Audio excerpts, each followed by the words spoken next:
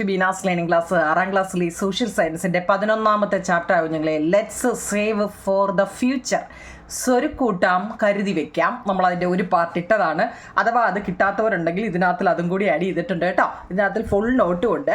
പിന്നെ നിങ്ങൾ ആ ടെസ്റ്റിനകത്തിലെ നീല ബോക്സിലും പച്ച ബോക്സിലും ഒക്കെ കിടക്കുന്ന ഒന്ന് നല്ലപോലെ ഒന്നും മനസ്സിലാക്കി വെച്ചിരിക്കും കേട്ടോ. അതിനകത്ത് നിന്നും ഒക്കെ ചോദ്യം ചോദിക്കാം. അതിനെക്കുറിച്ച് ഞാൻ ഇതിനകത്തിൽ അത് വരുമ്പോൾ ഞാൻ പറയാം കേട്ടോ. അപ്പോൾ ക്വസ്റ്റ്യൻ ആൻസറുകൾ നമുക്ക് ആദ്യത്തെ 15 എണ്ണം തോന്നുന്നു ഫസ്റ്റ് പാർട്ടിൽ തന്നത്. നിങ്ങളത് എഴുതിയെടുക്കണം കേട്ടോ. ഞാനിപ്പോൾ പറഞ്ഞു തരാം, നിങ്ങളത് എഴുതിയെടുക്കുക. ഒന്ന് എഴുതിയെടുത്തവർ ബാക്കി എഴുതണം കേട്ടോ. ഒന്നാമത്തെ, have you listened to the conversation between the teacher and the children's?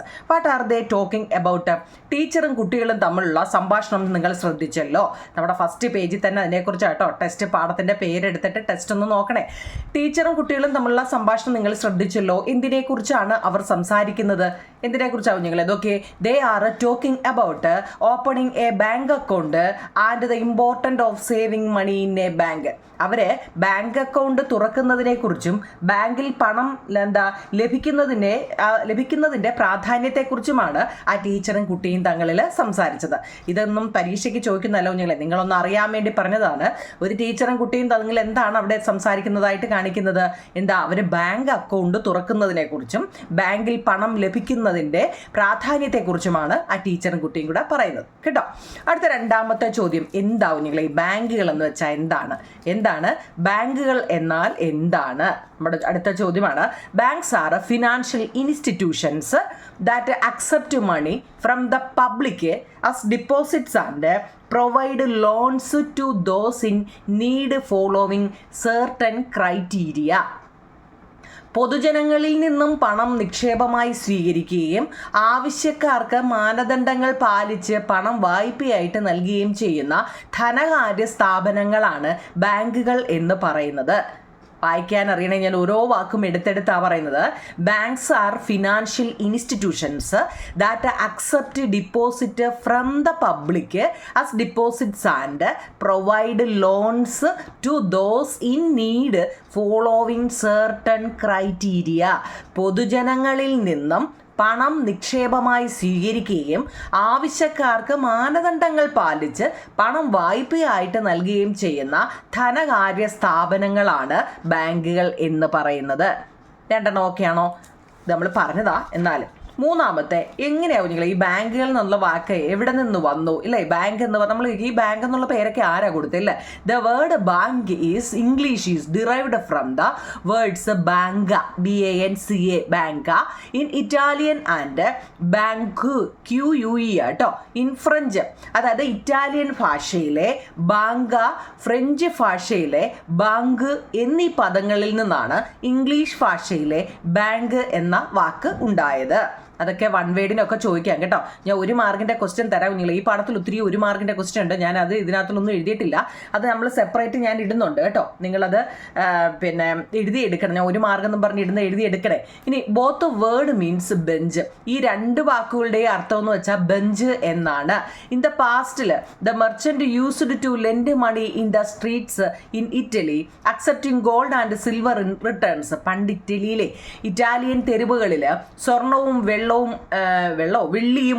സ്വർണവും വെള്ളിയും ഒക്കെ ഈടായിട്ട് സ്വീകരിച്ച് വ്യാപാരികൾ പണം കടം കൊടുത്തിരുന്നു.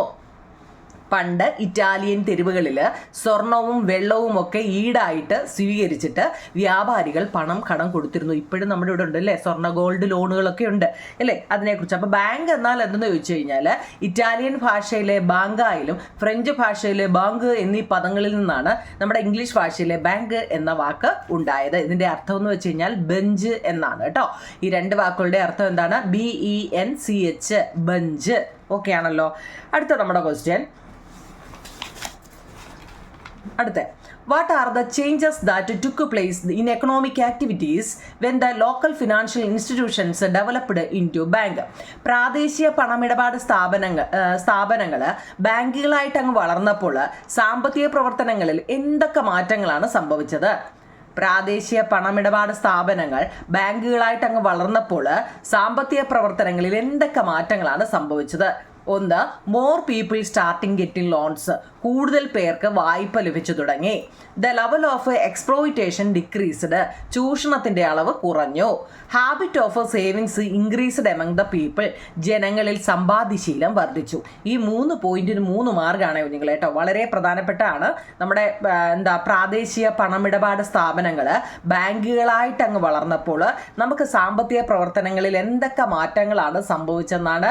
കൂടുതൽ പേർക്ക് വായ്പ ലഭിച്ചു തുടങ്ങി, ചൂഷണത്തിൻ്റെയൊക്കെ അളവ് കുറഞ്ഞു, ജനങ്ങളിൽ സമ്പാദ്യശീലം വർദ്ധിച്ചു എന്നിവയാണ് കേട്ടല്ലോ. അടുത്ത എന്താ ഇന്ത്യയിലെ ആദ്യത്തെ ബാങ്ക്? ഇന്ത്യയിലെയാണ്, കേരളത്തിലും ഉണ്ട്, ഇന്ത്യയിലെ ഉണ്ട് കേട്ടോ. 1770 സ്ഥാപിതമായ ബാങ്ക് ഓഫ് ഹിന്ദുസ്ഥാൻ ആണ്. The first bank in India ഏതാണ്? The bank of Hindustan established in 1770 was the first bank in India കേട്ടോ. ഇനി കേരളത്തിൻ്റെയോ? ഇന്ത്യയുടെയാണ് നമ്മൾ പറഞ്ഞ ഏതാണ്? Bank of Hindustan. ആ പേര് മറക്കല്ലേ, 1 വേർഡിനും ഉള്ളതാണ്. കേരളത്തിലെ ആദ്യത്തെ ബാങ്കിന് ഏതാണ്? 1899 കോഴിക്കോട് ആസ്ഥാനമായി സ്ഥാപിതമായ നെടുങ്ങാടി ബാങ്കാണ് കേട്ടോ. അപ്പു നെടുങ്ങാടിയാണ് ഈ സ്വകാര്യ ബാങ്ക് സ്ഥാപിച്ചത്. അത് ഒരു മാർക്കിനെ ചോദിക്കാൻ കൊള്ളാവുന്ന നല്ലൊരു ചോദ്യം നിങ്ങളെ. കേരളത്തിൻ്റെ ആദ്യത്തെ ബാങ്ക് ആരാണ്? 1899 കോഴിക്കോട് ആസ്ഥാനമായി സ്ഥാപിതമായ നെടുങ്ങാടി ബാങ്കാണ് കേട്ടോ. അപ്പു നെടുങ്ങാടിയാണ് ഈ സ്വകാര്യ ബാങ്ക് സ്ഥാപിച്ചത്. അപ്പോൾ അതിൻ്റെ ഇംഗ്ലീഷ് ഉണ്ടല്ലോ നോക്കിയേ. First bank in Kerala. The first bank in Kerala was the Nedungadi bank established in 1899 with its headquarters at Kozhikode. This private bank was found by Appu Nedungadi. ഇന്ത്യയുടെ കേന്ദ്ര ബാങ്ക് ഏതാണ്? അതിൻ്റെ ആസ്ഥാനം ഏതാണ്? ഇന്ത്യയുടെ സെൻട്രൽ ബാങ്ക് ഓഫ് ഇന്ത്യ എന്ന് പറയും. ഇന്ത്യയുടെ കേന്ദ്ര ബാങ്ക് ഏതാണ്? അതിൻ്റെ ആസ്ഥാനം ഏതാണെങ്കിലും 1935 സ്ഥാപിക്കപ്പെട്ട റിസർവ് ബാങ്ക് ഓഫ് ഇന്ത്യയാണ്. ഇതിൻ്റെ ആസ്ഥാനം മുംബൈയാണ് കേട്ടോ. നമ്മുടെ ഈ കേരളത്തിൻ്റെ നെടുങ്ങാടി ബാങ്കിൻ്റെ ഹെഡ് ക്വാർട്ടേഴ്സ് കോഴിക്കോടുമാണ്. തിരിഞ്ഞു പോവല്ലേ, ഹെഡ് ക്വാർട്ടേഴ്സ് കോഴിക്കോടാണ്. ഇന്ത്യയുടെ കേന്ദ്ര ബാങ്ക് റിസർവ് ബാങ്ക് ഓഫ് ഇന്ത്യയാണ്. അതിൻ്റെ ആസ്ഥാനം മുംബൈയുമാണ്. Central bank of India, the reserve bank of India established in 1935 is the Central Bank of India. Reserve Bank of India established in 1935. The Central Bank of India is the Central Bank of India. Its headquarters എവിടെയാ? മുംബൈ ആണ്. ഇനി അടുത്ത reserve bank of ഇന്ത്യയുടെ പ്രധാന ധർമ്മങ്ങൾ. ഉറപ്പായിട്ടും ഈ ചാപ്റ്ററിൽ ഏറ്റവും ഇമ്പോർട്ടൻ്റ് ഏതാണെന്ന് ചോദിച്ചു കഴിഞ്ഞാൽ ഈ ക്വസ്റ്റ്യൻ ആൻസർ തന്നെ ആവും നിങ്ങളെ. ഒരു റിസർവ് ബാങ്കിൻ്റെ major functions of reserve bank of India. Reserve bank of ഇന്ത്യയുടെ ധർമ്മങ്ങൾ അല്ലെങ്കിൽ പ്രധാനപ്പെട്ട ധർമ്മങ്ങൾ നോക്കിയേ. Issue all currency notes except the 1 rupee note. 1 രൂപ നോട്ട് ഒഴികെയുള്ള എല്ലാ കറൻസി നോട്ടുകളും അച്ചടിച്ചിറക്കുന്നത് RBI ആണ്. 1 രൂപ നോട്ട് ഒഴികെയുള്ള എല്ലാ കറൻസി നോട്ടുകളും അച്ചടിച്ചിറക്കുന്നത് RBI ആണ്. അടുത്ത കൺട്രോൾ ലോൺസ്, വായ്പയൊക്കെ നിയന്ത്രിക്കുന്നുണ്ട്. അതുകൊണ്ട് ഇതിനെ ബാങ്കേഴ്സ് ബാങ്ക് എന്നാണ്. നമ്മുടെ റിസർവ് ബാങ്കിന്റെ വേറൊരു പേര് എന്താന്ന് ചോദിച്ചു കഴിഞ്ഞാൽ ബാങ്കുകളുടെ ബാങ്ക് എന്ന് അറിയപ്പെടുന്നു. പിന്നെയോ ഗവൺമെന്റിന്റെ ബാങ്കായിട്ടും ഇത് പ്രവർത്തിക്കുന്നുണ്ട്. Functions as banker to the ഗവൺമെന്റിന്റെ ബാങ്കായിട്ടും ഇത് പ്രവർത്തിക്കുന്നുണ്ട്. 8 ക്വസ്റ്റ്യൻ ആൻസറും ഒക്കെ ആണല്ലോ. അടുത്ത 9ാമത്തെ ചോദ്യം. Prepare A reading card. നമ്മളൊരു വായനാ കാർഡ് തയ്യാറാക്കുക. റിസർവ് ബാങ്കിന്റെ വിവരങ്ങൾ ഉൾക്കൊള്ളിച്ചുകൊണ്ട് ഒരു കാർഡ് തയ്യാറാക്കാൻ ചോദിച്ചു കഴിഞ്ഞാൽ ഈ റിസർവ് ബാങ്ക് എന്നാണ് നിലവിൽ വന്നത് കേട്ടോ. ഫസ്റ്റ് പേരെഴുതുക. പേര് reserve bank of India, name എന്ന് എഴുതിയിട്ട് റിസർവ് ബാങ്ക് ഓഫ് ഇന്ത്യ. ഇത് എസ്റ്റാബ്ലിഷ് ചെയ്ത് എന്നാണ് എന്ന് വെച്ചാൽ ഇത് സ്ഥാപിച്ചത് എന്നാണ്. ഇതിന്റെ ഫംഗ്ഷൻ നമ്മൾ തൊട്ടിപ്പുറത്ത് 4 എണ്ണം പറഞ്ഞതേ ഉള്ളൂ. അത് അതുപോലെ അങ്ങ് എഴുതി വെക്കുക. അത്രയേ ഉള്ളൂ കേട്ടോ. തൊട്ടിപ്പുറത്തൊരു 4 എണ്ണം പറഞ്ഞില്ലേ ഫങ്ഷൻസ് ഓഫ് റിസർവ് ബാങ്ക്, അതും കൂടെ അങ്ങ് എഴുതി വെക്കുക കേട്ടല്ലോ. 9 എണ്ണം. 10ാമത്തെ ചോദ്യം. പണം എന്നാൽ എന്താണ്? പണം എന്നാൽ എന്താണ്? സാധനങ്ങൾക്കും സേവനങ്ങൾക്കും പകരമായിട്ട് പൊതുവെ സ്വീകരിക്കുന്നതിനെ വിളിക്കുന്ന പേരാണ് പണം. What is money? Anything that is accepted in exchange for goods and service can generally be called money. കേട്ടോ. സാധനങ്ങൾക്കും സേവനങ്ങൾക്കും പകരമായിട്ട് പൊതുവേ നമ്മൾ സ്വീകരിക്കുന്നതിനെ വിളിക്കുന്ന പേരാണ് പണം. ഓക്കെ ആണല്ലോ. 10 എണ്ണം. 11ാമത്തെ ചോദ്യം. Functioning of bank. ബാങ്കുകളുടെ പ്രവർത്തനം എങ്ങനെയൊക്കെയാണ്? അത് നമ്മുടെ 154 പേജിൽ കിടപ്പുണ്ട്. 2 സാഹചര്യങ്ങളിലും പരിശോധിച്ചിട്ട് രണ്ട് വ്യക്തികളുടെയും ആവശ്യങ്ങൾ എന്തൊക്കെയാണ് എന്ന് എഴുതാൻ. അത് ടെസ്റ്റിലെ ഒരു ചോദ്യം കേട്ടോ. Observe both the situations. What are the needs of both the individuals? First individuals need a safe place to deposit 5 lakh rupees to earn income until next year. അതായത് ആദ്യത്തെ വ്യക്തിക്ക് അടുത്ത വർഷം വരെ വരുമാനം ലഭിക്കാൻ 5 ലക്ഷം രൂപ നിക്ഷേപിക്കാൻ സുരക്ഷിതമായ ഒരു സ്ഥലം ആവശ്യമാണ് കേട്ടോ. അദ്ദേഹത്തിന്റെ വസ്തു വിറ്റോ എന്തോ ആയിരുന്നു തോന്നുന്നു. നിങ്ങളെ ഒരു 5 ലക്ഷം രൂപ കയ്യിലുണ്ടായിരുന്നു. അടുത്ത വർഷം കുട്ടിയെ പഠിപ്പിക്കാനായിട്ട് ആ 5 ലക്ഷം രൂപ അദ്ദേഹത്തിന്റെ കയ്യിൽ ഇരുന്ന് കഴിഞ്ഞാൽ ചിലവായി പോകും അല്ലേ. അപ്പൊ ബാങ്കിൽ നിക്ഷേപിക്കുകയാണ്. അപ്പൊ ബാങ്കിൽ നിക്ഷേപിച്ചു കഴിഞ്ഞാൽ നമുക്ക് എന്തൊക്കെ കിട്ടും? അതിന്റെ പലിശയൊക്കെ കിട്ടും, പിന്നെ സേഫുമാണ് അല്ലേ. അപ്പൊ അദ്ദേഹം അതാണ് ഉദ്ദേശിച്ചത്. ആദ്യത്തെ വ്യക്തിക്ക് അടുത്ത വർഷം വരെ വരുമാനം ലഭിക്കാൻ 5 ലക്ഷം രൂപ നിക്ഷേപിക്കാൻ ഒരു സുരക്ഷിതമായ ഒരു സ്ഥലം അദ്ദേഹത്തിന് ആവശ്യവുമാണ്. തന്നെയുമല്ല, നിങ്ങൾക്ക് എഴുതാം അല്ലെ, സ്വന്തമായിട്ട് എഴുതാനുള്ളതാ. അത് കൊണ്ടിട്ട് കഴിഞ്ഞാൽ നമ്മൾ സേഫാണ് അല്ലെ. നമ്മുടെ കൈ വെച്ച് കഴിഞ്ഞാൽ അത് നഷ്ടപ്പെട്ടു പോകുമെന്ന് പേടിക്കേണ്ട, സേഫാണ്. പിന്നെ നമ്മളൊരു റേറ്റ് എന്ന് വെച്ചാൽ ഒരു കാലാവധി വെച്ച് കഴിഞ്ഞാൽ അത്രയും നാളത്തെ നമുക്ക് പലിശയും കിട്ടും കേട്ടോ. പലിശ അതായത് ഇൻട്രസ്റ്റും കിട്ടുമെന്ന്. ഇനി രണ്ടാമത്തെ second individuals need a loan of 7 lakh rupees to buy a house. രണ്ടാമത്തെ വ്യക്തി അവിടെ എന്താവും ഞങ്ങളെ പറഞ്ഞത്? വീട് വാങ്ങാൻ വേണ്ടി 7 ലക്ഷം രൂപ വായ്പയാണ്, വായ്പ ആവശ്യമാണ്. നമ്മുടെ ടെസ്റ്റിൽ 2 പടം കൊടുത്തിട്ടുണ്ട് കേട്ടോ. അതിനെക്കുറിച്ചാണ് പേജ് നമ്പർ 154 ഒരു ബോക്സിനകത്ത് കൊടുത്തിട്ടുണ്ട്. അതിനകത്ത് ആ 2 പേരുടെയും കാര്യങ്ങൾ, ഒരാൾക്ക് പൈസ കൊണ്ടിടണം, ഒരു വർഷത്തേക്ക് വേണ്ടി കൊണ്ടിടണം, മറ്റേ ആൾക്ക് ആ ബാങ്കിൽ നിന്ന് ഒരു 7 ലക്ഷം രൂപ വേണം വീട് പണിയാൻ വേണ്ടി കേട്ടോ. അപ്പോൾ ആ 2 സിറ്റുവേഷനെ കുറിച്ച് നിങ്ങളോടൊന്ന് എഴുതാനാ പറഞ്ഞത് കേട്ടോ. അങ്ങനെയാണെങ്കിൽ നമ്മുടെ അടുത്ത ചോദ്യം, ഡിപ്പോസിറ്റേഴ്സും ബോറോവേഴ്സും തമ്മിലുള്ള ഒരു ഡിഫറൻസ് പറയുന്നുണ്ട്. ഡിപ്പോസിറ്റേഴ്സ് എന്ന് വെച്ചാൽ നിക്ഷേപകർ എന്നാണ് കേട്ടോ. നിക്ഷേപകര്. ബോറോവർ എന്ന് വെച്ച് കഴിഞ്ഞാൽ വായ്പ സ്വീകരിക്കുന്നവരാണ്. അപ്പൊ നോക്കിയേ, the entities that place money in to the bank. The text and diagrams show these are individuals institutions and the government. അതായത് നമ്മൾ ബാങ്കിൽ പണം നിക്ഷേപിക്കുന്ന സ്ഥാപനങ്ങളുണ്ട് അല്ലേ. ഡിപ്പോസിറ്റേഴ്സ് എന്ന് വെച്ച് കഴിഞ്ഞാൽ അതിനാണ്ട് പടത്തിനതിൽ വിശദമായിട്ട് പറയുന്നുണ്ട്. അതെ, ഇതാണ് നമ്മൾ ആദ്യമേ പറഞ്ഞ 5 ലക്ഷം രൂപ അടുത്ത വർഷത്തേക്ക് മതി അദ്ദേഹത്തിന്റെ കയ്യിലുള്ളത്. ഇത് എന്ന് വെച്ചാൽ വീട് വെക്കാൻ വേണ്ടി 7 ലക്ഷം രൂപ വേണമെന്നുള്ള ഇതിനു മുമ്പ് പറഞ്ഞത്. ഇപ്പം നമ്മൾ പറയുന്നത് ഇതാ കുഞ്ഞുങ്ങളെ, നമ്മൾ ഓരോ വ്യക്തികളായാലും സ്ഥാപനങ്ങളായാലും സർക്കാരായാലും ബാങ്കിൽ നിന്ന് നമ്മൾ എന്ത് ചെയ്യുന്നുണ്ട്? നിക്ഷേപങ്ങൾ സ്വീകരിക്കുന്നുണ്ട്. നമ്മുടെ എല്ലാം കയ്യിൽ നിന്നും എന്ത് ചെയ്യുന്നു? പണം നമുക്ക് ബാങ്കിൽ നിക്ഷേപിക്കുന്നുണ്ട്. ആ ബാങ്കിൽ നിന്നും പലിശയോടുകൂടി അവരത് തിരിച്ചു തരുന്നുണ്ട്. ഇത്രയും പേർക്ക് ഇത് ചെയ്യുന്നുമുണ്ട്, കൊടുക്കുന്നുണ്ട്, വാങ്ങുന്നുമുണ്ട്, കൊടുക്കുന്നുമുണ്ട് അല്ലേ. അതുപോലെ തന്നെയാണ് ഈ വായ്പകൾ ഈ വ്യക്തികൾ, സ്ഥാപനങ്ങൾ, സർക്കാർ എന്നിവയ്ക്ക് ഈ ബാങ്ക് അങ്ങോട്ടും കൊടുക്കുന്നുണ്ട് അല്ലേ. ബാങ്ക് അങ്ങോട്ട് കൊടുക്കുന്നുണ്ട്, അവരിൽ നിന്നും തിരിച്ചു മേടിക്കുന്നുണ്ട്. വായ്പ സ്വീകരിക്കുന്നവരും നിക്ഷേപകരും തങ്ങളുടെ ഒരു വ്യത്യാസമാണ് ചോദിച്ചിരിക്കുന്നത് കേട്ടോ. ഇത് നിങ്ങളുടെ പേരെഴുതിയിട്ട് ആരോ മാർക്ക് വേണമെങ്കിൽ എഴുതാം. അതല്ലെങ്കിൽ നിങ്ങൾക്ക് സ്വന്തമായിട്ട് പണം നിക്ഷേപിക്കുന്ന സ്ഥാപനങ്ങളാണ് വ്യക്തികൾ, സർക്കാർ സ്ഥാപനങ്ങൾ, ഈ 3 എഴുതിയാൽ മതി. ഡിപ്പോസിറ്റ് ചെയ്യുന്നത് ഈ 3 പേരാ അല്ലേ, ഡിപ്പോസിറ്റ്. അതുപോലെ തന്നെ ബോറോവേഴ്സും ഈ പറയുന്ന 3 പേര് തന്നെയാണ് കേട്ടോ. അപ്പം നമുക്ക് വേണമെങ്കിൽ അങ്ങനെ എഴുതിയാൽ മതി. കാരണം ആരാണ് എന്നാ നമ്മളോട് ചോദിച്ചത്? ഡിപ്പോസിറ്റർ ആരാണ്, ബോറോവേഴ്സ് ആരാണ്? ഇവിടെ 2 പേരാണ്, ഈ പറയുന്ന 3 ആൾക്കാരാണ് കേട്ടോ. അപ്പം അതെങ്ങനെ വേണമെങ്കിലും നമുക്ക് എഴുതാം. 12. അടുത്ത 13ാമത്തെ ചോദ്യം, എന്താണ് ബാങ്കർ എന്നാൽ എന്താണ്? നിങ്ങൾ ഈ ബാങ്കർ എന്ന് വെച്ച് കഴിഞ്ഞാൽ എന്താണ്? നമ്മൾ ബാങ്ക് എന്നാൽ എന്തെന്ന് ഫസ്റ്റ് പഠിച്ചു അല്ലേ. എന്നാ ബാങ്കർ എന്നാൽ എന്താണ്? The banker is a person's or establishment that carries out the banking business. Banking വ്യവസായം നടത്തുന്ന വ്യക്തിയെയോ സ്ഥാപനത്തെയോ ആണ് നമ്മൾ ബാങ്കർ എന്ന് അറിയപ്പെടുന്നത്. ബാങ്കിങ് വ്യവസായം നടത്തുന്ന വ്യക്തിയെയോ അല്ലെ സ്ഥാപനത്തെയോ ആണ് ബാങ്കർ എന്ന് അറിയപ്പെടുന്നത് കേട്ടോ. ബാങ്കർ എന്നാൽ എന്ത് വായിക്കറിയാമല്ലോ. അടുത്തത്, banks are the intermediaries between the depositors and borrowers justify the statement. ഈ ബാങ്കുകൾ നിക്ഷേപകരുടെയും, മുമ്പ് നമ്മൾ നടത്തി പറഞ്ഞില്ലേ, അതാ ബാങ്കുകൾ നിക്ഷേപകരുടെയും വായ്പ സ്വീകരിക്കുന്നവരുടെയും ഒരു മധ്യവർത്തിയാണ് അല്ലേ. അങ്ങോട്ടും കൊടുക്കുന്നു, ഇങ്ങോട്ടും വാങ്ങുന്നു, കൊടുക്കൽ വാങ്ങലുകളെല്ലാം ചെയ്യുന്നു, ഇടയ്ക്ക് നിന്ന് ചെയ്യുന്ന ആരാണ്? നമ്മുടെ ബാങ്കുകളാണ്. അപ്പൊ ഈ പ്രസ്താവനകളെ കുറിച്ച് നിങ്ങളൊന്ന് എഴുതാൻ ചോദിച്ചിട്ടുണ്ട്.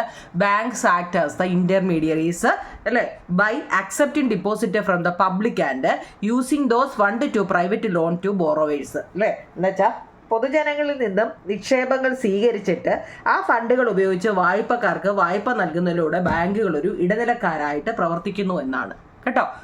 അത് മനസ്സിലാക്കണം കുഞ്ഞുങ്ങൾ കേട്ടോ. മനസ്സിലായോ? പൊതുജനങ്ങളിൽ നിന്നും നിക്ഷേപങ്ങൾ സ്വീകരിച്ചിട്ട് ആ കിട്ടിയ എമൗണ്ട് ഉണ്ടല്ലോ, ആ ഫണ്ടുകൾ ഉപയോഗിച്ചിട്ട് വായ്പക്കാർക്ക് വായ്പ നൽകുന്നതിലൂടെ ബാങ്കുകൾ ഇടനിലക്കാരായിട്ട് പ്രവർത്തിക്കുന്നു. മുമ്പ് ചെയ്ത ക്വസ്റ്റ്യൻ ആൻസർ ഇത് എഴുതിയാലും കറക്റ്റാണ് കേട്ടോ. പിന്നെ 155 പേജിലെ what are these advertisement commonly refer to, ഈ പരസ്യങ്ങൾ പൊതുവായിട്ട് പരാമർശിച്ചിരിക്കുന്നത് എന്തിനെക്കുറിച്ചാണെന്ന് അവിടെ ഒരു ചോദ്യമുണ്ട് കേട്ടോ. അങ്ങനെ what are these advertisement commonly refers to, ഇതൊക്കെ ടെസ്റ്റിലെ ചോദ്യമാണ്. അവിടെ പലിശ നിരക്കുകളെ കുറിച്ചാണ് കേട്ടോ, റേറ്റ് ഓഫ് ഇൻട്രസ്റ്റിനെ കുറിച്ചാണ് അവിടെ പറയുന്നത്. എന്തിനെക്കുറിച്ചാണ് പറയുന്നതെന്നൊരു ചോദ്യമുണ്ട് കേട്ടോ. അടുത്തത് ഒരു പിക്ചർ 11.3 11.4 ഒരു പിക്ചർ തന്നിട്ടുണ്ട്. Examine the pictures given above and find out whether the interest rate is higher for deposit or loans, discuss Y.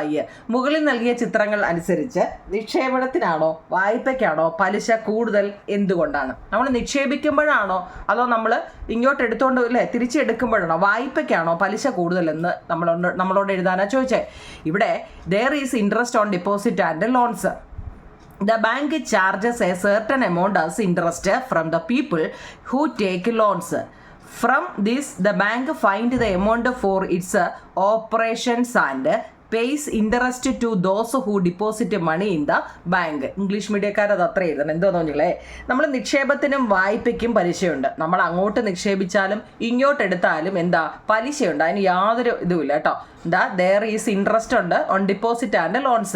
The bank charge a certain amount as interest. അല്ലേ, നമ്മൾ വായ്പ എടുക്കുന്നവരിൽ നിന്ന് ബാങ്ക് ഒരു നിശ്ചിത തുക പലിശയായിട്ട് ഈടാക്കുന്നുണ്ട് അല്ലേ. എന്നിട്ടോ ഇതിൽ നിന്നാണ് ബാങ്കിൻ്റെ പ്രവർത്തനങ്ങൾക്ക് ഈ ബാങ്കിലും പ്രവർത്തനങ്ങളില്ലേ കുഞ്ഞുങ്ങളെ ഇല്ലേ. ബാങ്ക് ആണെങ്കിൽ അവിടെ ATM കൗണ്ടറുണ്ട്, പിന്നെ ബാങ്കിലെ അവർക്ക് ശമ്പളം കൊടുക്കണം അല്ലേ അല്ലേ, അങ്ങനെയൊക്കെ ഒരുപാട് കാര്യങ്ങളുണ്ട്. നിക്ഷേപത്തിനും വായ്പയ്ക്കും അവിടെ പലിശയുണ്ട്. വായ്പ എടുക്കുന്നവരിൽ നിന്നും ബാങ്ക് ഒരു നിശ്ചിത തുക പലിശയായിട്ട് ഈടാക്കുന്നു. ഇതിൽ നിന്നാണ് ബാങ്കിൻ്റെ പ്രവർത്തനങ്ങൾക്കുള്ള തുക കണ്ടെത്തുന്നത്. കൂടാതെ പണം നിക്ഷേപിച്ചവർക്കുള്ള പലിശ നൽകുന്നതും ഇതിൽ നിന്നാണ് കേട്ടോ. അത് നല്ലപോലെ അത് ഒരു പ്രധാനപ്പെട്ട ക്വസ്റ്റ്യനാണ് കേട്ടോ. ഓക്കെ ആണല്ലോ. അടുത്ത ചോദ്യം, what is A bank account?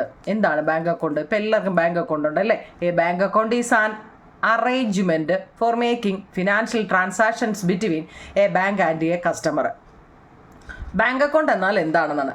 Bank ഇടപാടുകാരനും എന്ന് വെച്ചാൽ അവിടുത്തെ ഉപഭോക്താവ് ആരാണോ അത്, ഇടപാടുകാരനും തമ്മിൽ ബാങ്കും ഇടപാടുകാരനും തമ്മിലുള്ള സാമ്പത്തിക ഇടപാടുകൾ നൽകുന്നതിനുള്ള ഒരു ക്രമീകരണമാണ് ബാങ്ക് അക്കൗണ്ട് എന്ന് പറയുന്നത്. പരീക്ഷയ്ക്ക് ചോദിക്കുവേ ബാങ്ക് അക്കൗണ്ട്, ബാങ്ക് എന്നാൽ എന്ത് പറഞ്ഞു, ബാങ്ക് ഏത് വാക്കിൽ നിന്നാണ് ഈ ബാങ്ക് എന്നുള്ള പദം ഉണ്ടായത്? ഈ ബാങ്കിനകത്തിലെ RBI അല്ലേ, ഒരു രൂപ നോട്ടൊഴിച്ച് ബാക്കിയുള്ള എല്ലാം ഉണ്ടാക്കുന്നത് നമ്മുടെ RBI ആണ്. അങ്ങനെയൊക്കെ കുറേ കാര്യങ്ങൾ ബാങ്ക് സംബന്ധമായിട്ടെല്ലാമാണ് നമ്മളിങ്ങനെ പഠിച്ചുകൊണ്ട് വരുന്നത്. ബാങ്ക് അക്കൗണ്ട് എന്നാൽ എന്താണെന്ന് ചോദിച്ചു കഴിഞ്ഞാൽ arrangement of making financial transactions between a bank and a customer.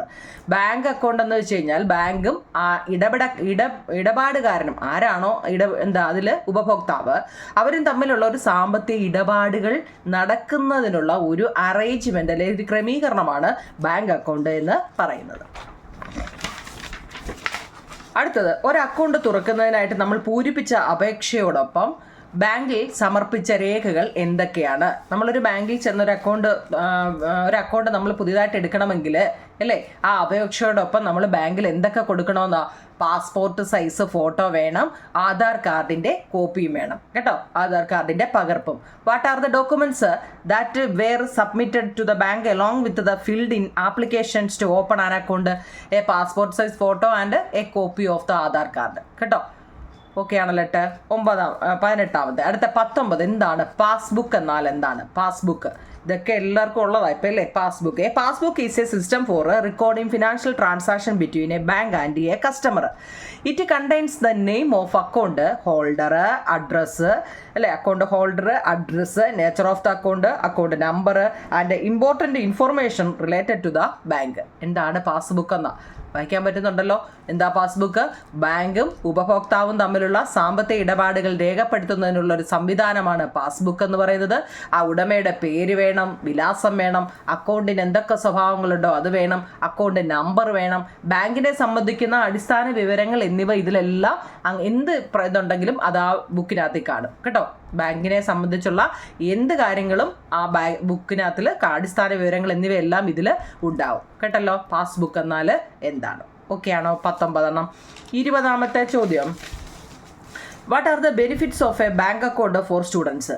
കുട്ടികൾക്ക് ഈ ബാങ്ക് അക്കൗണ്ടുകൾക്ക് എന്തെല്ലാം, വിദ്യാർത്ഥികൾക്ക് ബാങ്ക് അക്കൗണ്ടുകൾ കൊണ്ടുള്ള പ്രയോജനങ്ങൾ എന്തെല്ലാമാണ്? എന്തൊക്കെയാണ് നിങ്ങളെ? ടു ഗെറ്റ് വേരിയസ് ഗ്രാൻഡുകൾ, അല്ലേ? സ്കൂളിൽ പലതരത്തിലുള്ള ഗ്രാൻഡുകൾ കിട്ടുന്നുണ്ടെങ്കിൽ അവർക്ക് വിവിധ ഗ്രാൻഡുകൾ ലഭിക്കുന്നതിന് ബാങ്ക് അക്കൗണ്ട് വേണം. ടു എൻകറേജ് സേവിങ്സ് ഹാബിറ്റ്, സമ്പാദ്യശീലം ഒക്കെ കുട്ടികൾക്ക് ബാങ്ക് അക്കൗണ്ട് ഉണ്ടെങ്കിൽ ആരെങ്കിലും ഒക്കെ പൈസ, അല്ലേ, എന്തെങ്കിലുമൊക്കെ റിലേറ്റീവോ ഒക്കെ വരുമ്പോൾ അല്ലെങ്കിൽ അവരുടെ തന്നെ വീട്ടിൽ എങ്ങനെയെങ്കിലും പൈസ ഉണ്ടെങ്കിൽ അതൊക്കെ സേവ് ചെയ്തിടാൻ, അല്ലേ, സമ്പാദ്യശീലം പ്രോത്സാഹിപ്പിക്കുന്നുണ്ട്. To facilitate digital transactions including receiving allowance or making online payment. ഈ അലവൻസുകളും അത് സ്വീകരിക്കുന്നതോ ഓൺലൈൻ പേയ്മെൻറ്റുകളോ, ഇല്ലേ, എന്തെങ്കിലും നമുക്കിപ്പോൾ ഓൺലൈൻ ഇപ്പോൾ 24 മണിക്കൂർ നമ്മൾ ഫോണിനാണ്, അല്ലേ, ഫ്ലിപ്കാർട്ടോ ആമസോണോ അല്ലെങ്കിൽ എന്തെങ്കിലുമൊക്കെ ഇങ്ങനെയൊക്കെ ഉള്ളതിൽ നമ്മൾ എന്തെങ്കിലുമൊക്കെ നമുക്ക് വേണമെന്നുണ്ടെങ്കിൽ ഓർഡർ ചെയ്യുന്ന എല്ലാം എന്താണ് നമ്മുടെ ഫോണിൽ കൂടെ ആയിരിക്കും, അല്ലേ. പേയ്മെൻറ്റുകൾ നടത്തുന്നതിന് ഉൾപ്പെടെയുള്ള ഡിജിറ്റൽ ഇടപാടുകളൊക്കെ എന്ത് ചെയ്യുന്നു, നമുക്ക് ഈ ബാങ്ക് അക്കൗണ്ട് ഉണ്ടെങ്കിൽ, അല്ലേ, സുഗമമാക്കുന്നു എന്നാണ് പറയുന്നത് കേട്ടോ. നിങ്ങളൊന്നും ഇത് വേണ്ട, അമ്മമാരാണ് ഇതെല്ലാം ചെയ്യുന്നത്. നിങ്ങൾ അതിലൊന്നും കയറി ഒന്നും ചെയ്യരുത് കേട്ടോ. ഓക്കെ ആണല്ലോ. അടുത്ത, ഉടമസ്ഥതയുടെ അടിസ്ഥാനത്തിൽ ബാങ്ക് അക്കൗണ്ടുകളെ എത്രയായിട്ട് തിരിക്കാം? അടുത്ത മെയിൻ നമ്മൾ പഠിക്കാൻ പോകുന്നത് ഓണർഷിപ്പിൻ്റെ അടിസ്ഥാനത്തിലാട്ടോ. Based on ownership, bank account can be mainly classified in to 3 കേട്ടോ. ഓരോന്നും ബാങ്ക് അക്കൗണ്ടിനെ എത്രയായിട്ട് തിരിക്കുന്നതല്ല, ഉടമസ്ഥതയുടെ അടിസ്ഥാനത്തിലാണ്. നിങ്ങളുടെ ചോദ്യം കേട്ടിട്ട് വേണം എഴുതാൻ. ഓണർഷിപ്പിൻ്റെ ആണ് കേട്ടോ. Ownership based on bank account can be mainly classified in to 3. ഏതൊക്കെയാണ്? 1, ഇൻഡിവിജ്വൽസ് അക്കൗണ്ട്. ഇൻഡിവിജ്വൽസ് അക്കൗണ്ട് എന്ന് വെച്ചാൽ ഓരോ വ്യക്തികൾക്ക് വ്യക്തിഗത അക്കൗണ്ട്. എന്താണ്? An account opened in the name of an individuals only that persons can make transactions through that account. ഒരു വ്യക്തിയുടെ പേരിൽ തുടങ്ങുന്ന അക്കൗണ്ട്, ആ വ്യക്തിക്ക് മാത്രമേ ഈ അക്കൗണ്ടിലൂടെ ബാങ്കുമായിട്ട് ഇടപാടുകൾ നടത്താൻ കഴിയൂ. ഇൻഡിവിജ്വൽസ് എന്ന് വെച്ചാൽ എന്താ? ഓരോ വ്യക്തികൾ. ആ ഒരു വ്യക്തിയുടെ, ഇപ്പം എൻ്റെ പേരിൽ മാത്രം ഞാനൊരു അക്കൗണ്ട് തുടങ്ങുകയാണെങ്കിൽ എനിക്ക് മാത്രമേ ആ ബാങ്കുമായിട്ടുള്ള എന്ത് ഇടപാടുകളും നടത്താൻ പറ്റത്തുള്ളൂ. കാരണം ഞാൻ വേറൊരാളുടെ പേരതി വെച്ചിട്ടില്ല. അപ്പം എൻ്റെ ഒരാൾക്ക് മാത്രമേ അതിൽ പേര് വെക്കാൻ പറ്റത്തുള്ളൂ. ഒരു വ്യക്തിയുടെ പേരിൽ തുടങ്ങുന്ന അക്കൗണ്ട്, ആ വ്യക്തിക്ക് മാത്രമേ ഈ അക്കൗണ്ടിലൂടെ ബാങ്ക് ഇടപാടുകൾ നടത്താൻ കഴിയത്തുള്ളൂ. അങ്ങനെയുള്ള അക്കൗണ്ടിനെ നമ്മൾ ഇൻഡിവിജ്വൽസ് അക്കൗണ്ട് എന്ന് പറയുന്നു കേട്ടല്ലോ. അടുത്തത് ജോയിന്റ് അക്കൗണ്ട് എന്നാൽ എന്താണ്? ജോയിന്റ് എന്ന് കേൾക്കുമ്പോഴറിയാം സംയുക്തം, ആരയിലേക്ക്, അല്ലേ, കൂടെയുള്ള. ജോയിന്റ് അക്കൗണ്ട് എന്ന് വെച്ചാൽ സംയുക്ത account. Joint account is opened by 2 or more individuals or institutions jointly. 2 അതിലധികമോ വ്യക്തികളോ അല്ലെങ്കിൽ സ്ഥാപനങ്ങളോ ചേർന്ന് ആരംഭിക്കുന്ന അക്കൗണ്ടുകളെയാണ് ജോയിന്റ് അക്കൗണ്ട് അല്ലെങ്കിൽ സംയുക്ത അക്കൗണ്ട് എന്ന് പറയുന്നത്. അപ്പോൾ ഇൻസ്റ്റിറ്റ്യൂഷണൽ അക്കൗണ്ടോ സ്ഥാപന അക്കൗണ്ടോ ആ പേരിൽ തന്നെ ഉണ്ട്, അല്ലേ. An account opened in the name of an institutions and authorised persons in the institutions open the account and make transactions. ഒരു സ്ഥാപനത്തിൻ്റെ പേരിൽ തുടങ്ങുന്ന അക്കൗണ്ട് സ്ഥാപനത്തിലെ അധികാരപ്പെട്ട വ്യക്തിയാണ് അക്കൗണ്ട് ആരംഭിക്കുന്നതും ഇടപാടുകൾ നടത്തുന്നതും. ഇതൊക്കെ വളരെ പ്രധാനപ്പെട്ട അക്കൗണ്ടുകളാണ്. നമ്മളിപ്പോൾ ഏതൊക്കെ പഠിച്ചു? Individuals account, joint account, institutional account, അല്ലേ. ഇൻഡിവിജ്വൽസ് എന്ന് വെച്ചാൽ ഒരു വ്യക്തി, എൻ്റെ പേരിൽ മാത്രമാണ് ഞാൻ അക്കൗണ്ട് തുടങ്ങുന്നതെങ്കിൽ എനിക്ക് മാത്രമേ അതിനകത്തിൽ ട്രാൻസാക്ഷൻ ചെയ്യാൻ പറ്റത്തുള്ളൂ. എന്നാൽ ജോയിന്റ് അക്കൗണ്ട് എന്ന് വെച്ച് കഴിഞ്ഞാൽ നമുക്ക് വീട്ടിൽ ആരെങ്കിലും ഉണ്ടോ, 1, 2, 3 പേര് വെച്ചൊക്കെ അല്ലെങ്കിൽ ഏതെങ്കിലും ഒരു സ്ഥാപനങ്ങളെയൊക്കെ ചേർത്ത് ആരംഭിക്കുന്നതാണ് ജോയിന്റ് അക്കൗണ്ട്. ഇൻസ്റ്റിറ്റ്യൂഷൻ എന്ന് വെച്ച് കഴിഞ്ഞാൽ ഒരു സ്ഥാപനത്തിൻ്റെ മാത്രം പേര് തുടങ്ങുന്ന അക്കൗണ്ടാണ് കേട്ടോ. നമുക്ക് എഡ്യൂക്കേഷൻ, വിദ്യാഭ്യാസത്തിൻ്റെ, എനിക്കൊരു സ്കൂളുണ്ടെങ്കിൽ ആ സ്കൂളിൻ്റെ പേരിൽ ഞാനൊരു ലോൺ എടുക്കുകയോ എന്തെങ്കിലും എന്ത് അക്കൗണ്ട് കാര്യങ്ങളുണ്ടെങ്കിലും ഇൻസ്റ്റിറ്റ്യൂഷണൽ അക്കൗണ്ടിലാണ് തുടങ്ങുന്നത് കേട്ടോ. അധികാരപ്പെട്ട വ്യക്തിയാണ് ആ അക്കൗണ്ട് ആരംഭിക്കുന്നതും ഇടപാടുകൾ നടത്തുന്നതും. ഓക്കെ ആണല്ലോ. അപ്പോൾ ഇത്രയാണ് നമ്മൾ ഇതുവരെ പഠിപ്പിച്ചത്. അപ്പോൾ ഇതുവരെ നമ്മൾ എന്തൊക്കെ ഓർത്തോണേ കുഞ്ഞുങ്ങളെ? നമ്മൾ പഠിച്ചത് ബാങ്ക് എന്നാൽ എന്താണ്, ഏത് വാക്കിൽ നിന്നാണ് ബാങ്ക് എന്ന പദം ഉണ്ടായത്, അല്ലേ. RBI കുറിച്ച് പഠിച്ചു. ഇന്ത്യയുടെ ബാങ്ക് ഏതാ, കേരളത്തിൻ്റെ ബാങ്ക് ഏതാ, RBIയുടെ ഫംഗ്ഷൻ എന്തെല്ലാമാണ്, ഡിപ്പോസിറ്ററും ബോറോവറും തമ്മിലുള്ള ഡിഫറൻസ് എന്താണ്, ബാങ്കർ എന്താണ്, ബാങ്ക് അക്കൗണ്ട് എന്താണ്, അല്ലേ. ഈ 3 തരത്തിലുള്ള പാസ്ബുക്ക് എന്താണ്, ഓണർഷിപ്പിന്റെ അടിസ്ഥാനത്തിൽ 3 അക്കൗണ്ടുകളുണ്ട്, ഇൻഡിവിജ്വൽസും ജോയിന്റും, ഇൻഡിവിജ്വൽ, ജോയിന്റ്, ഇൻസ്റ്റിറ്റ്യൂഷൻ എന്നീ 3 അക്കൗണ്ടുകളുണ്ട്. ഇത്രയാണ് നമ്മൾ ഇതുവരെ പഠിച്ചത്. ഇനി നമ്മൾ പഠിക്കുന്നത് ഡിപ്പോസിറ്റുകളെ കുറിച്ചാണ്. നിങ്ങളെ ഡിപ്പോസിറ്റ് എന്ന് വെച്ചാൽ നിക്ഷേപങ്ങൾ കേട്ടോ. ഇനി നമ്മൾ പറയാൻ പോകുന്നത് ഡിപ്പോസിറ്റ്സ് അല്ലെങ്കിൽ നിക്ഷേപങ്ങൾ. അതിൽ 4 ഡിപ്പോസിറ്റുകളുണ്ട്. സേവിങ് ഡിപ്പോസിറ്റ്സ് ഉണ്ട്, കറണ്ട് ഡിപ്പോസിറ്റ് ഉണ്ട്, ഫിക്സഡ് ഉണ്ട്, റെക്കറിംഗ് ഉണ്ട്. സമ്പാദ്യ നിക്ഷേപങ്ങൾ, പ്രചലിത നിക്ഷേപങ്ങൾ, സ്ഥിര നിക്ഷേപങ്ങൾ, ആവർത്തിത നിക്ഷേപങ്ങൾ. കേട്ടോ, 4 നിക്ഷേപങ്ങളാണ്. ഡിപ്പോസിറ്റുകൾ 4 വിധം. അതിൽ ഒന്നാമത്തെ savings deposit. This deposit is to instill the habit of savings in individuals. Individuals and joint account holders can start a savings deposit. The bank pays low interest on this deposit. Money can be deposited as many times as they want. നിങ്ങൾക്ക് എത്രത്തോളം പഠിക്കാൻ പറ്റുമോ അത്രത്തോളം പഠിക്കുക കേട്ടോ. ഞാൻ ഇതിനകത്തുള്ളൊരു 4-5 sentence എഴുതി വെച്ചിട്ടുണ്ട്. ഓരോരുത്തർക്കും എത്രയും പഠിക്കാൻ കപ്പാസിറ്റി ഉണ്ടോ എന്തായാലും ഫസ്റ്റ് സെൻറ്റൻസ് പഠിക്കണം കേട്ടോ. എന്ന് വെച്ച് കഴിഞ്ഞാൽ these deposit is the ഇൻസ്റ്റിൽ the habit of saving in individuals എന്ന് വെച്ച് കഴിഞ്ഞാൽ വ്യക്തികളിൽ സമ്പാദ്യശീലം വളർത്തുന്നതിന് വേണ്ടിയുള്ള ഒരു നിക്ഷേപമാണ് ഈ സേവിങ് അക്കൗണ്ട് എന്ന് വെച്ച് കഴിഞ്ഞാൽ. മനസ്സിലായോ? സമ്പാദ്യശീലം. ഇപ്പം എനിക്കിപ്പോൾ ഒരു 10 ലക്ഷം രൂപ എൻ്റെ കയ്യിലുണ്ടെങ്കിൽ ഞാൻ വിചാരിക്കുക എനിക്കൊരു 10 കൊല്ലം കഴിയുമ്പോൾ എന്തെങ്കിലും ഒരു വയ്യാഴിക വല്ലതും വരികയാണെങ്കിൽ ഇല്ലയോ, അന്നേരം ആരും സഹായിക്കാനില്ലെങ്കിൽ അന്നേരം അപ്പോൾ അതെടുക്കാമെന്ന് വിചാരിച്ച് ഞാൻ കൊണ്ടുവന്ന് എന്ത് ചെയ്യുക, 10 വർഷത്തേക്ക് ഞാൻ കൊണ്ടുവന്ന് ഇട്ടിക്കുക. അതിനിടയ്ക്ക് എനിക്ക് എടുക്കാൻ പറ്റത്തില്ല അത് കേട്ടോ. കാരണം അത് സേവിങ് അക്കൗണ്ട് എന്നത് അതിൻ്റെ ഒരു സമ്പാദ്യമാണ്. ഇടയ്ക്ക് ചെന്ന് ചോദിച്ചു കഴിഞ്ഞാൽ എന്താണെന്നറിയോ, നമുക്ക് പലിശ കിട്ടത്തില്ല. ഇടുന്ന മുതൽ മാത്രം കിട്ടും, തുച്ഛമായ പലിശയായിരിക്കും അതിന് നമുക്ക് കിട്ടുന്നത്. പക്ഷെ നമ്മളൊരു 10 വർഷത്തേക്കെന്ന് പറഞ്ഞ് സ്ഥിരമായിട്ട് അവിടെ കൊണ്ടിട്ട് കഴിഞ്ഞാൽ ഉണ്ടല്ലോ, നമുക്ക് ആ 10 വർഷത്തേക്ക് നല്ല ഒരു ഇൻട്രസ്റ്റ് കിട്ടും കേട്ടോ. അതിന് നല്ല, കാരണം 10 വർഷം അതിനിടയ്ക്കൊന്നും നമ്മൾ എടുക്കാൻ പോകരുത്. ആ 10ാമത്തെ വർഷം ചെന്ന് എടുക്കുമ്പോൾ നല്ലൊരു ഇൻട്രസ്റ്റ് കിട്ടും കേട്ടോ. അതിന് ആ സേവിങ് ഡിപ്പോസിറ്റ് എന്നാണ് പറയുന്നത്. എന്ന് വെച്ചാൽ വ്യക്തികളിൽ സമ്പാദ്യശീലം വളർത്തുന്നതിന് വേണ്ടിയുള്ള നിക്ഷേപമാണോ നിങ്ങളെ. വ്യക്തിഗത സംയുക്ത അക്കൗണ്ടുകൾക്ക് സമ്പാദ്യ നിക്ഷേപം തുടങ്ങാവുന്നതാണ്. ഈ നിക്ഷേപങ്ങൾക്ക് ബാങ്ക് കുറഞ്ഞ നിരക്കിൽ പലിശ നൽകുന്നുമുണ്ട് കേട്ടോ. കുറഞ്ഞ നിരക്കിലാണ് ഇവിടെ പലിശ നൽകുന്നത്. സേവിങ്സ് ആണല്ലേ. സേവിങ്സ് അക്കൗണ്ട് ആയപ്പം വ്യക്തികളിൽ സമ്പാദ്യശീലം വളർത്തുന്നതിന് വേണ്ടിയുള്ള നിക്ഷേപമാണ്. വ്യക്തിഗത സംയുക്ത അക്കൗണ്ടുകാർക്ക് സമ്പാദ്യ നിക്ഷേപം തുടങ്ങാവുന്നതാണ്. ഈ നിക്ഷേപങ്ങൾക്ക് ബാങ്ക് കുറഞ്ഞ നിരക്കിൽ പലിശ നൽകുന്നുണ്ടെന്ന് അല്ലേ. സേവിങ് ആണ്, സമ്പാദ്യമാണ്, ഫിക്സഡ് അല്ല. സേവിങ് ആവും നിങ്ങളെ. അപ്പോൾ സേവിങ് ആകുമ്പോൾ അവിടെ കുറഞ്ഞ നിരക്കിലേ പലിശ നൽകുന്നുള്ളൂ കേട്ടോ. ഫിക്സഡ് ആകുമ്പോഴാണ് നമ്മൾ അങ്ങോട്ട് പോകുന്നത്. ഫിക്സഡ് ആകുമ്പോഴാണ് നല്ല നിരക്കിൽ നമുക്ക് കൂടുതൽ പലിശ കിട്ടുന്നത്. ഇത് സേവിങ് ആണ്. നമുക്കൊരു സമ്പാദ്യം, ഇത്രയും സമ്പാദ്യം നമുക്കുണ്ടെന്ന് പറയത്തില്ലേ, എൻ്റെ അക്കൗണ്ട് ഇത്ര രൂപ സമ്പാദ്യം ഉണ്ടെന്നൊക്കെ നമ്മൾ കേട്ടിട്ടില്ലേ. ഓക്കെ, അടുത്ത കറണ്ട് ഡിപ്പോസിറ്റ്. ഞാൻ പറഞ്ഞത് അഥവാ എന്തെങ്കിലും മിസ്റ്റേക്ക് ഉണ്ടെങ്കിൽ അത് എഴുതി വെച്ചേക്കുന്നത് കറക്റ്റാണ് കേട്ടോ. കറണ്ട് ഡിപ്പോസിറ്റ്, പ്രചലിത നിക്ഷേപങ്ങൾ. നിങ്ങളെ പ്രചലിത, ഈ പേരൊക്കെ ഒരു റേറ്റ് ചെയ്യേ. കറണ്ട് ഡിപ്പോസിറ്റ് നമ്മളെപ്പോഴും പറയുന്നത്, മലയാളം നമ്മൾ അങ്ങനെ ഉപയോഗിക്കാറില്ല അല്ലേ. പ്രചലിത നിക്ഷേപങ്ങൾ. അതോടെ the investment is aimed at traders and industrialists. Any number of transactions can be made in a day. There are no restrictions on depositing and withdrawing money. No interest is paid for this account. അപ്പോൾ എങ്ങനെ ഇരിക്കുന്നു? വ്യാപാരികളെയും വ്യവസായികളെയും ഒക്കെ ലക്ഷ്യം വെച്ചുകൊണ്ടുള്ള നിക്ഷേപമാകും നിങ്ങളെ current deposit എന്ന് പറയുന്നത്. അവർക്ക് ഒരു ദിവസം എത്ര പണം നിക്ഷേപിക്കുന്നതിനും ഒരു ദിവസം എത്ര ഇടപാടുകൾ വേണമെങ്കിലും അവർക്ക് നടത്താം. ഓരോ ദിവസവും എത്ര രൂപ വേണമെങ്കിലും ഈ വലിയ വലിയ ബാങ്കുകളും വലിയ വലിയ ഇൻഡസ്ട്രീസ് ബാങ്കുകളും വലിയ വലിയ ഇതില്ലേ തുണി വ്യവസായങ്ങളായാലും അല്ലേ, മെറ്റീരിയലിൻ്റെ ഒക്കെ, അങ്ങനെ അവർക്ക് എത്ര വേണമെങ്കിലും അവിടെ ഇടപാടുകൾ നടത്താം. പക്ഷേ നിക്ഷേപിക്കുന്നതിനും പിൻവലിക്കുന്നതിനും അവിടെ നിയന്ത്രണങ്ങളില്ല. ഈ നിക്ഷേപങ്ങൾക്ക് പലിശ ലഭിക്കുന്നില്ല. ഇനി നമ്മൾ എത്ര അവിടെ ട്രാൻസാക്ഷൻ അങ്ങോട്ടും ഇങ്ങോട്ടും കൊടുത്താലും അവിടെ ഇൻട്രസ്റ്റ് ഇല്ല, പലിശയില്ല. No interest paid for the account. ഏത് അക്കൗണ്ടാണ്? Current account. ഓരോന്ന് ഓർത്തോണേ. കുറഞ്ഞ പലിശ കിട്ടുന്നത് സേവിങ് ഡിപ്പോസിറ്റിലാണ്. ഒരു പലിശ പോലും കിട്ടാത്തത് കറണ്ട് ഡിപ്പോസിറ്റിലാണ് കേട്ടോ. കാരണം ട്രാൻസാക്ഷൻ ഇങ്ങനെ അങ്ങോട്ടും ഇങ്ങോട്ടും കൊടുത്തും വാങ്ങി കൊടുത്തുകൊണ്ട് ഒരു ഫിക്സഡ് ആയിട്ട് ഒരു എമൗണ്ട് അതിൽ കിടക്കുന്നില്ല. എപ്പോഴും ഇങ്ങനെ അങ്ങോട്ടും ഇങ്ങോട്ടും ട്രാൻസാക്ഷൻ നടക്കുകയാണ് അല്ലേ. അതാണ് കറണ്ട് ഡിപ്പോസിറ്റ്. അതുകൊണ്ട് അവിടെ നിക്ഷേപങ്ങൾക്ക് പലിശ ലഭിക്കുന്നില്ല, current.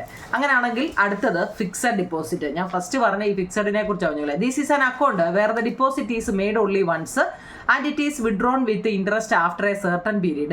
The bank pays higher interest on such deposit. എന്ന് വെച്ചാൽ ഒറ്റ തവണ മാത്രം നമ്മൾ നിക്ഷേപിക്കുകയും ഒരു നിശ്ചിത കാലയളവിന് ശേഷം നിക്ഷേപം പലിശയോടുകൂടി പിൻവലിക്കുകയും ചെയ്യുന്ന നിക്ഷേപമാണ് സ്ഥിര നിക്ഷേപങ്ങൾ അല്ലെങ്കിൽ ഫിക്സഡ് ഡിപ്പോസിറ്റ് എന്ന് പറയുന്നത്. ഇത്തരം നിക്ഷേപങ്ങൾക്ക് ബാങ്ക് കൂടുതൽ പലിശ നൽകുന്നു. ഞാൻ ഒന്നാമത് പറഞ്ഞത് സേവിങ് എന്ന് കേട്ടപ്പോൾ ഫിക്സഡാണ് പറഞ്ഞത് കേട്ടോ. നമ്മൾ പൈസ കൊണ്ടിടുമ്പോൾ എന്താ, ഒറ്റ തവണ മാത്രം നമ്മൾ കൊണ്ടിടുക. ഞാൻ പറയില്ലേ 10 വർഷത്തേക്ക് കൊണ്ടിടുകയാണെങ്കിൽ അതിനൊരു കാലയളവ് കൊടുക്കും. നിങ്ങൾ 10 വർഷം അല്ലേ, ഇപ്പം 2025 10 വർഷമോടെ കഴിയുമ്പോൾ എത്ര, 35 ചെന്ന് ഞാൻ എടുക്കണം അല്ലേ. 35 ഈ മാസം ഏത് മാസമാണ് ഇത്, ജനുവരി അല്ലേ. ഈ ജനുവരി മാസത്തിൽ പോയി ഞാൻ എടുക്കുമ്പോൾ എനിക്ക് എന്താ, ജനുവരി കഴിയണം, ഫെബ്രുവരി ചെന്ന് എടുക്കുമ്പോൾ എനിക്ക് കറക്റ്റ് മുതലും പലിശയും കൂടെ കിട്ടും. മനസ്സിലായോ?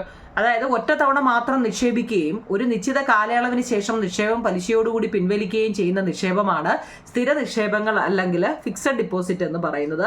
ഇത്തരം നിക്ഷേപങ്ങൾക്ക് ബാങ്ക് കൂടുതൽ പലിശ തരും. അപ്പോൾ കുറച്ചു മാത്രം പലിശ തരുന്നത് സേവിങ് ഡിപ്പോസിറ്റ് ആണ്. ഒട്ടും പലിശ കിട്ടാത്തത് കറണ്ട് ഡിപ്പോസിറ്റ് ആണ്. നല്ല പലിശ കിട്ടുന്നത് ഫിക്സഡ് ഡിപ്പോസിറ്റുമാണ്. ഇതൊക്കെയൊന്ന് ഓർത്ത് വെച്ചേക്കണേ. ഇനി അടുത്ത റെക്കറിംഗ് ഡിപ്പോസിറ്റ് എന്ന് പറയുന്നത് നിങ്ങൾ recurring. This is another form of fixed deposit. A fixed amount is deposited in these account at regular intervals, അല്ലെ ഡെയിലിയോ വീക്കിലിയോ മന്ത്ലിയോ for a specific period of time. അതായത് സ്ഥിര നിക്ഷേപത്തിന്റെ മറ്റൊരു രൂപമാണിത്. സ്ഥിര നിക്ഷേപത്തിന്റെ മറ്റൊരു രൂപം, നമ്മൾ മുമ്പ് ഫിക്സഡ് ഡിപ്പോസിറ്റ് പറയുന്ന പോലെ അതിൻ്റെ മറ്റൊരു രൂപമാണിത്. പിന്നെയോ ഇത് ഇവിടെ ഒരു പ്രത്യേക കാലയളവിലേക്ക് ഒരു നിശ്ചിത തുക കൃത്യമായ ഇടവേളകളിൽ, അത് ദിവസമാവാം, ആഴ്ചയാവാം, മാസമാവാം, ഈ അക്കൗണ്ടിൽ നമ്മൾ എന്ത് ചെയ്യാം, നിക്ഷേപിക്കാം കേട്ടോ. മനസ്സിലാക്കണേ. നമ്മുടെ ടെസ്റ്റിൽ അതിനെക്കുറിച്ച് വിശദമായിട്ട് പറയുന്നുണ്ട് കേട്ടോ, റെക്കറിംഗ് ഡെപ്പോസിറ്റിനെ കുറിച്ച്. അതിനകത്തിലേ കാലാവധി പൂർത്തിയായതിനു ശേഷമേ നമുക്ക് തുക പിൻവലിക്കാൻ കഴിയത്തുള്ളൂ കേട്ടോ.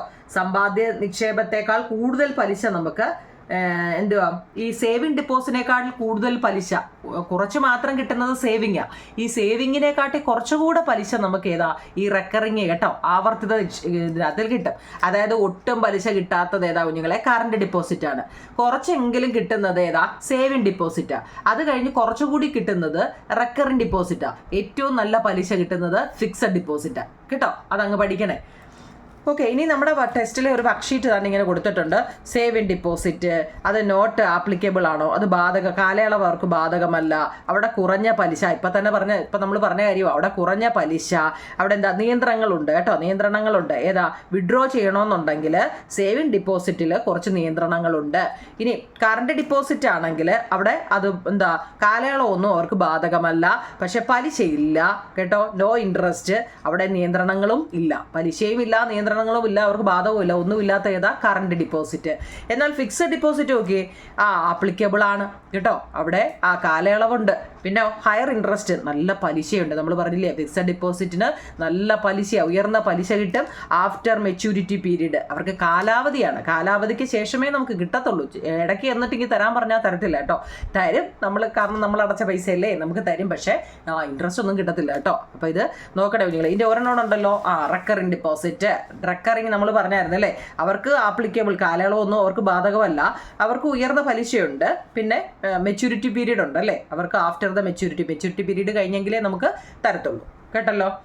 ഓക്കെ ആണോ? ഡിപ്പോസിറ്റുകളെ കുറിച്ചാണ് നമ്മളിപ്പോൾ പഠിച്ചത്. ഡിപ്പോസിറ്റുകൾ 4 എണ്ണമാണ് നമ്മൾ പറഞ്ഞത്. ഏതൊക്കെയായിരുന്നു? Saving deposit, current deposit, fixed deposit, recurring deposit കേട്ടോ. ഡിപ്പോസിറ്റാണ് നമ്മളിപ്പോൾ പറഞ്ഞത്. ഇനി നമ്മൾ പഠിക്കുന്നത് പ്രധാനപ്പെട്ട ഒരു 3 ബാങ്കിനെ കുറിച്ചാവും നിങ്ങളെ. ഇതുകൂടെ ആകുമ്പോൾ ഈ ചാപ്റ്റർ തീരും. പ്രധാനപ്പെട്ട 3 ബാങ്കുകൾ, ഒന്ന് കൊമേഴ്സ്യൽ ബാങ്ക് അല്ലെങ്കിൽ വാണിജ്യ ബാങ്ക്, കോഓപ്പറേറ്റീവ് ബാങ്ക് അല്ലെ സഹകരണ ബാങ്ക്, ഡെവലപ്മെന്റ് ബാങ്ക് അല്ലെങ്കിൽ വികസന ബാങ്കുകൾ കേട്ടോ. പ്രധാനപ്പെട്ട 3 ബാങ്കുകൾ. ഈ 3 എണ്ണത്തിലും ഏറ്റവും പ്രധാനപ്പെട്ടതാണ് കൊമേഴ്സ്യൽ ബാങ്ക്. എന്താണ് കൊമേഴ്സ്യൽ ബാങ്ക്? എല്ലാത്തിൻ്റെയും മലയാളം ഞാൻ എഴുതി വെച്ചിട്ടുണ്ട്, അപ്പോൾ നിങ്ങൾക്ക് പഠിക്കാൻ എളുപ്പമാണ്. Commercial bank are the oldest bank with a large number of branches in the banking sector. Banking മേഖലയിൽ ഏറ്റവും പഴക്കം ചെന്നതും ധാരാളം ശാഖകളുള്ളതുമായ ബാങ്കുകളാണ് വാണിജ്യ ബാങ്കുകൾ. ഇപ്പോൾ ഒരു വരി മാത്രമേ പഠിക്കാൻ പറ്റുന്നുള്ളവർ അതങ്ങ് പഠിക്കണം കേട്ടോ, ഏറ്റവും പ്രധാനപ്പെട്ട ഒരു പോയിന്റാണ്. പിന്നെ എനിക്ക് അടുത്തതോടെ പഠിക്കാൻ പറ്റും, എനിക്ക് അതിനുള്ള കഴിവുണ്ട് എന്നുള്ള പിള്ളേരുണ്ടല്ലോ, അവർക്ക് they provide services such accepting deposit, grant loans, locker facility, debit card and credit card and online banking to their customers. നിക്ഷേപം സ്വീകരിക്കൽ, വായ്പ നൽകൽ, ലോക്കർ സൗകര്യങ്ങൾ, debit card, credit card, online banking എന്നീ സേവനങ്ങളുടെ എന്നിങ്ങനെയുള്ള സേവനങ്ങൾ ഇടപാടുകാർക്ക് ലഭ്യമാകുന്നു കേട്ടോ. ഏതൊക്കെയാ? കൊമേഴ്സ്യൽ ബാങ്കിന്റെ കാര്യമാണേ. പിന്നെ ഈ commercial bank can be classified into രണ്ട് കൊമേഴ്സ്യൽ ബാങ്കിനെ തന്നെ രണ്ടായിട്ട് തിരിച്ചിട്ടുണ്ട്. ഏതൊക്കെയാണെന്നറിയോ?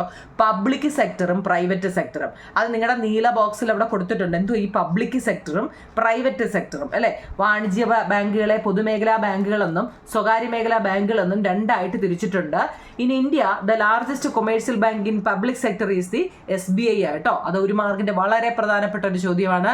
ഇന്ത്യയിലെ ഏറ്റവും വലിയ പൊതുമേഖലാ വാണിജ്യ ബാങ്ക് ഏതാണ് കേട്ടോ? SBI, state bank of India ആണ്. അപ്പം കൊമേഴ്സ്യൽ ബാങ്കിനെ കുറിച്ച് ചോദിക്കുമ്പോൾ ഇത്രയും പോയിന്റ് എഴുതണ്ടാവും. നിങ്ങളെ അവനവന്റെ കപ്പാസിറ്റി അനുസരിച്ച് പഠിച്ച് എഴുതുക. ഇതൊക്കെ 1 മാർക്കിന്റെ പ്രധാനപ്പെട്ടതാണ്. അതുകൊണ്ട് ഇതൊന്നും ഒഴിവാക്കല്ലേ കേട്ടോ. ഓക്കെ ആണല്ലോ. അടുത്ത രണ്ടാമത്തെ ബാങ്കാണ് കോ ഓപ്പറേറ്റീവ് ബാങ്ക്. ഏതാണ്? കോ ഓപ്പറേറ്റീവ് ബാങ്ക്, സഹകരണ ബാങ്കുകൾ അല്ലെ? Cooperative banks were started with the aim of providing loans with low interest rate of farmers, artisans and small scale industries അല്ലേ? എന്ന് വെച്ച് കഴിഞ്ഞാൽ കർഷകർക്കും കേട്ടോ, കൈത്തൊഴിലാളികൾക്ക്, ആർട്ടിസൻസ് എന്ന് വെച്ചാൽ കൈത്തൊഴിലാളികൾക്കും അതുപോലെ തന്നെ ഇൻഡസ്ട്രിയലിസ്റ്റ്, ചെറുകിട വ്യവസായികൾക്കും ഒക്കെ കുറഞ്ഞ പലിശ നിരക്കിൽ വായ്പകൾ ലഭ്യമാകുക എന്ന ലക്ഷ്യത്തോടെ ആരംഭിച്ച ബാങ്കുകളാണ് ഈ സഹകരണ ബാങ്കുകൾ അല്ലെങ്കിൽ കോഓപ്പറേറ്റീവ് ബാങ്ക് എന്ന് പറയുന്നത്. ഫസ്റ്റ് എന്താണ് കോഓപ്പറേറ്റീവ് ബാങ്ക് എന്നാണ് പറഞ്ഞിരിക്കുന്നത്. എന്നാൽ ഇതിന്റെ ലക്ഷ്യം എന്താ? ഈ ബാങ്ക് കൊണ്ട് എന്തെങ്കിലും ലക്ഷ്യങ്ങളുണ്ടോ? ഉണ്ട്. The main objectives of cooperative bank are to promote self help and mutual help, inculcate the habit of saving among the people, increase investment and to protect the people from the exploitations of private money lenders. അതായത് നമുക്ക് ഈ സ്വയം സഹായവും self help എന്ന് വെച്ച് കഴിഞ്ഞാൽ സ്വയം സഹായവും അതുപോലെ തന്നെ മ്യൂച്വൽ ഹെൽപ്പ്, പരസ്പര സഹായവും പ്രോത്സാഹിപ്പിക്കുക, ജനങ്ങളിൽ സമ്പാദ്യശീലം വളർത്തുക, നിക്ഷേപം വർദ്ധിപ്പിക്കുക, സ്വകാര്യ പണമിടപാടുകാരുടെ ചൂഷണങ്ങളിൽ നിന്നും ജനങ്ങളെ രക്ഷിക്കുക എന്നിവയാണ് ഈ സഹകരണ ബാങ്കുകളുടെ ലക്ഷ്യങ്ങൾ കേട്ടോ. മലയാളം ഇംഗ്ലീഷും ഉണ്ടേ, വായിക്കാൻ പറ്റുമല്ലോ. ഓക്കെ, ഇനി അടുത്ത രണ്ടാമത്തെ ബാങ്കാണ് ഡെവലപ്മെന്റ് ബാങ്ക്. എന്താണ്? വികസന ബാങ്കുകൾ. Development bank are bank provide long term loans in the industrial, commercial, agricultural sector. വ്യവസായ, വാണിജ്യ, കാർഷിക രംഗങ്ങളിൽ ദീർഘകാല വായ്പകൾ നൽകുന്ന ബാങ്കുകളാണ്. ഒരുപാട് ഇപ്പോൾ കൃഷി ചെയ്യാൻ വേണ്ടി നമ്മൾ ലോൺ എടുത്തു കഴിഞ്ഞാൽ പിറ്റേന്ന് കൊണ്ട് അടയ്ക്കാൻ പറ്റുമോ? ഇല്ല. അതിന്റെ വിളവെടുത്ത് ഒക്കെ കഴിഞ്ഞ് പറ്റും അല്ലേ? വ്യവസായ, വാണിജ്യ, കാർഷിക രംഗങ്ങളിൽ ദീർഘകാല വായ്പകൾ നൽകുന്ന ബാങ്കുകളാണ് വികസന ബാങ്ക് അല്ലെങ്കിൽ ഡെവലപ്മെന്റ് ബാങ്ക്. അതിന്റെ എക്സാമ്പിൾ ആവും ഞങ്ങളെ നബാർഡും IFCയും കേട്ടോ. നബാർഡിന്റെ ഫുൾ ഫോം ചോദിക്കും പരീക്ഷയ്ക്ക്.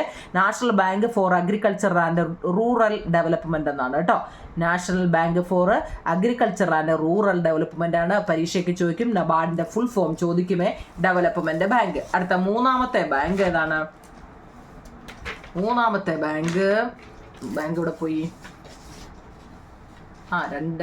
മൂന്നെണ്ണം പറഞ്ഞല്ലേ. ഒന്നാമത്തെ കൊമേഴ്സ്യൽ ബാങ്ക് നമ്മൾ പറഞ്ഞു, രണ്ടാമത്തത് കോഓപ്പറേറ്റീവ് ബാങ്ക് പറഞ്ഞു, സഹകരണ ബാങ്ക് പറഞ്ഞു, മൂന്നാമത്തെ വികസന ബാങ്കുകളും പറഞ്ഞു കേട്ടോ. ഇനിയും നമ്മൾ പറഞ്ഞത് കയ്യിൽ പണം കരുതാതെ പണമിടപാടുകൾ നടത്തുന്ന 2 സംവിധാനങ്ങളുടെ പേരാവും നിങ്ങളെ ATM-ഉം UPI-യും അല്ലേ? ഇപ്പൊ എല്ലാം ഫോണിലൂടെ അല്ലേ? അല്ലെങ്കിൽ നമ്മൾ എന്താ ATM-ൽ പോയി എടുക്കും അല്ലേ? ഓട്ടോമാറ്റിക് ടെല്ലർ മെഷീൻ എന്നാണ് അതിന്റെ ഫുൾ ഫോം. UPI-യുടെ full form unified payment interface എന്നാണ് കേട്ടോ. Banking has changed to system where money transaction can be done without carrying cash in hand. അതിന്റെ ഇംഗ്ലീഷാണ്. അതായത് നമ്മുടെ കയ്യിൽ പണം ഇപ്പൊ ആരും പേഴ്സ് കൊണ്ടുപോകത്തില്ല അല്ലേ? ഇപ്പൊ ആരുടെയും കയ്യിൽ പേഴ്സ് ഇല്ല, പകരം ഫോൺ മാത്രം അല്ലേ? കയ്യിൽ എവിടെയെങ്കിലും യാത്രയ്ക്ക് പോകുമ്പോൾ ഒരു ഫോൺ മാത്രമേ ഉള്ളൂ. കാരണം എന്താ? എല്ലാം ഫോൺ വഴി അല്ലേ? അല്ലെങ്കിൽ ഏതെങ്കിലും ATM-ന്റെ ഒരു കാർഡുണ്ട് അല്ലേ? ക്രെഡിറ്റ് കാർഡ്, ഡെബിറ്റ് കാർഡ്, അങ്ങനെയൊക്കെ ഉണ്ട് നമുക്ക് പഠിക്കാൻ. അപ്പം ഇതേ ഉള്ളൂ കുഞ്ഞുങ്ങളെ. ആരും ഇപ്പൊ കൈ പൈസ കൊണ്ടു നടക്കാറില്ല കേട്ടോ. അപ്പൊ എന്റെ ATM-ന്റെ UPI-യുടെയും ഫുൾ ഫോം പഠിക്കണം, നബാർഡിന്റെ ഫുൾ ഫോം പഠിക്കണം. അപ്പൊ ഈ കേരള ബാങ്കിനെ കുറിച്ചൊരു ഇത് കണ്ടോ. Kerala bank is a cooperative bank formed by the government of Kerala. Kerala state cooperative bank limited is known as Kerala bank.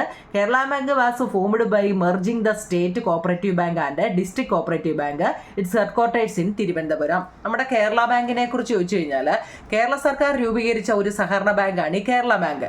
Kerala state cooperative bank limited ആണ് കേരള ബാങ്ക് എന്ന പേരിൽ അറിയപ്പെട്ടത്. സംസ്ഥാന സഹകരണ ബാങ്കും ജില്ലാ സഹകരണ ബാങ്കുകളും സംയോജിച്ചാണ് കേരള ബാങ്ക് രൂപീകരിച്ചത്.